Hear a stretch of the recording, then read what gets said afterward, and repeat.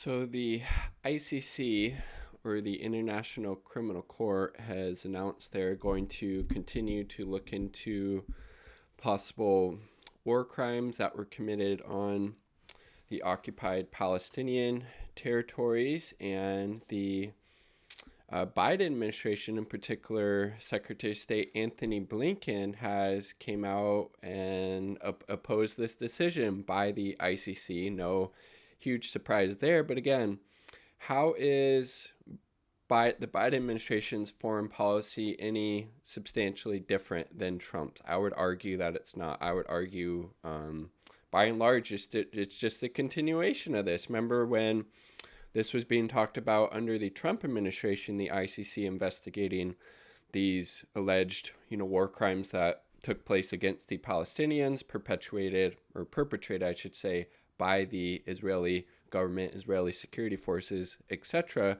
that they were wanting to, I believe, sanction the ICC and the officials looking into this.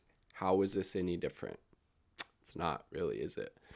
So this is from Juan Cole at Common Dreams. Why Biden is dead wrong on the ICC and occupied Palestine. There's Blinken.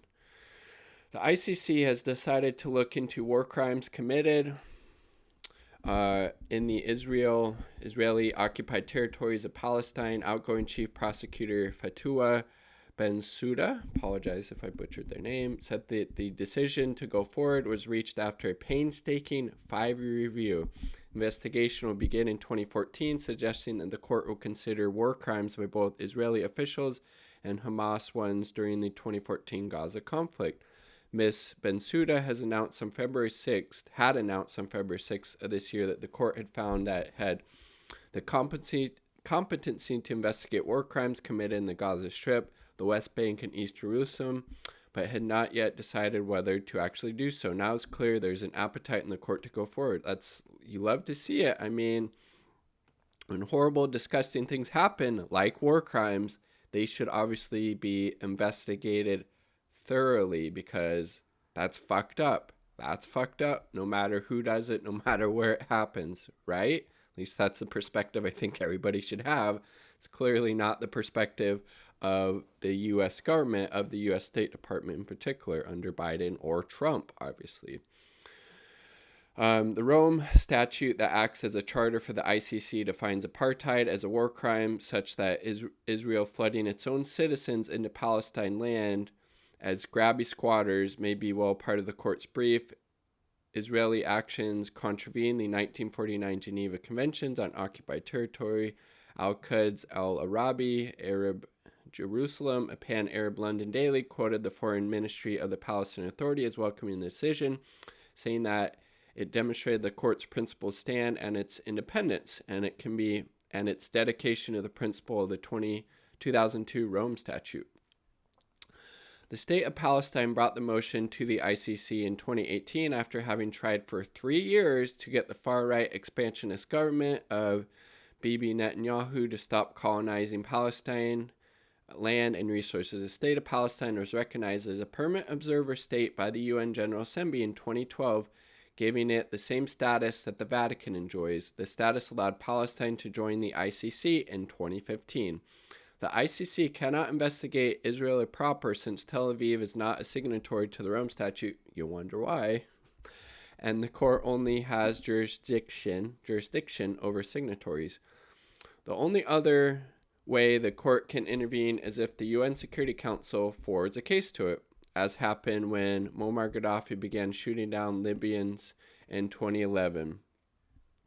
Because the U.S. generally wields its veto to protect Israel, the ICC is unlikely to get a referral regarding Israel for sure.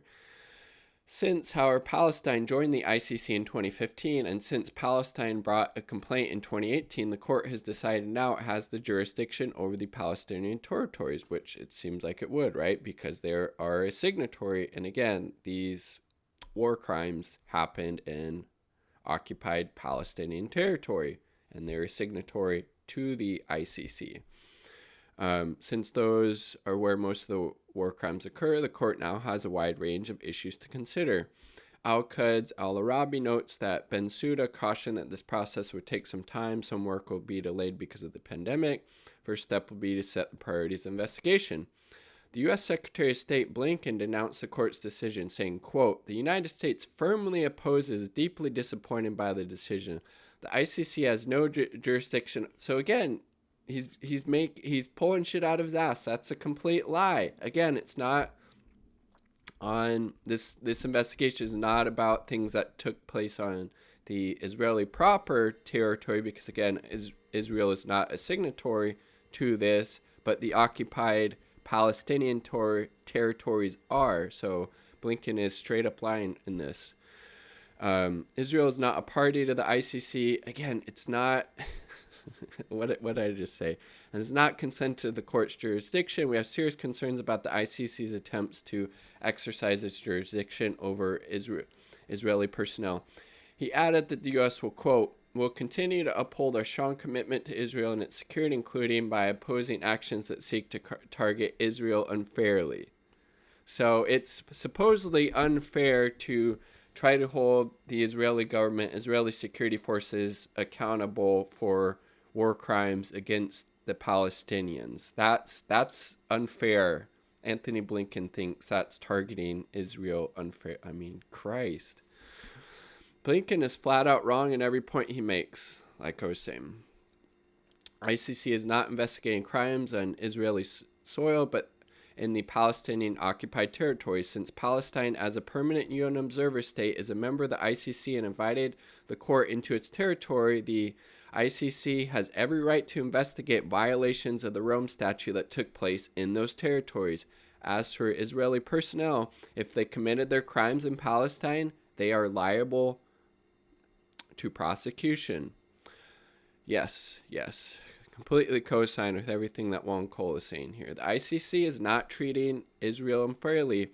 It will also look at Hamas violations. Moreover, it isn't unfair to investigate a country for committing war crimes when it's actually committed war crimes. Yes, exactly. Yes. How is that fucking controversial? I mean, fuck. Blinken sounds like every convict in prison who has been unfairly persecuted never did murder that old lady to get out of purse. Blinken already let the Crown Prince of Saudi Arabia off without sanctions for murdering Washington Post columnist Jamal Khashoggi. I mean, yes, there should be sanctions for that, but how about fucking sanctions for Saudi Arabia for the fucking genocide they're committing against the people of Yemen? I mean, now he is running interference for Netanyahu, who is quickly becoming the face of American hypocrisy, which only wants sanctions on Russians and Iranians who are rivals, but never on officials from countries that talk nice about the U.S. But that's been fucking the story for U.S. foreign policy for time immemorial, as far as I can tell. Although it may itself be under scrutiny, Al Jazeera says that Hamas party militia that rules the Palestinian Gaza Strip welcomed the announcement. Spokesman Hazim Qassem said, quote, "Hamas welcomes the decision of the International Criminal Court to investigate the crimes of the Israeli occupation against our people," he added. "Our resistance is legitimate resistance and comes within the framework of defense on our people."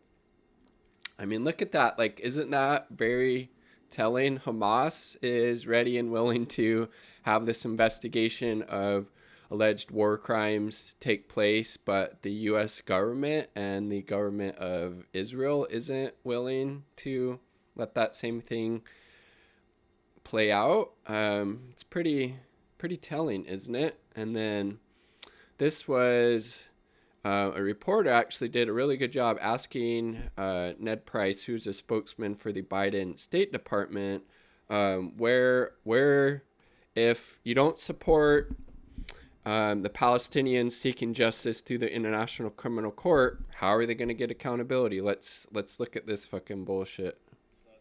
So where should the Palestinians go to get accountability for what they claim to be problems? To Israeli courts? Where do they go? Good question by that reporter, by the way.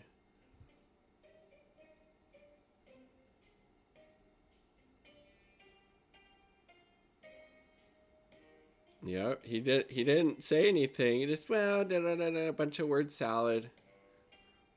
Yeah, and Matt Lee did a good job. State, but also because it will give the Palestinians He just kept saying, "Where do they state go?" of their own and Because he fulfill didn't give an their legitimate, answer. aspirations for dignity and self-determination. Where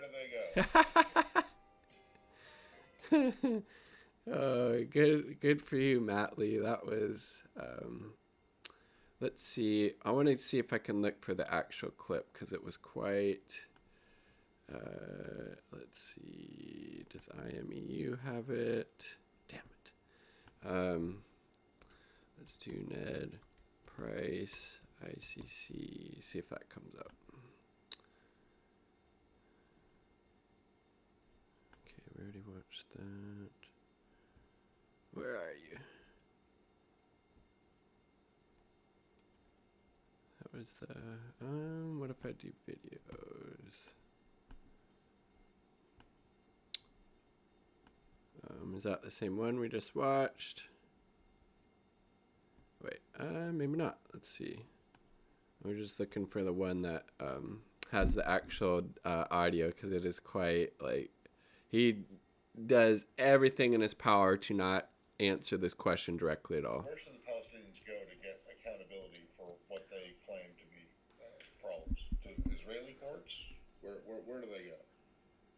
Matt, look, we, of course, the United States is always going to stand up for human rights. Then, if that was actually true, Ned Price, you fucking deflecting piece of shit, then they would support this investigation into alleged war crimes by the Israeli government, Israeli security forces that happened on the occupied Palestinian territory.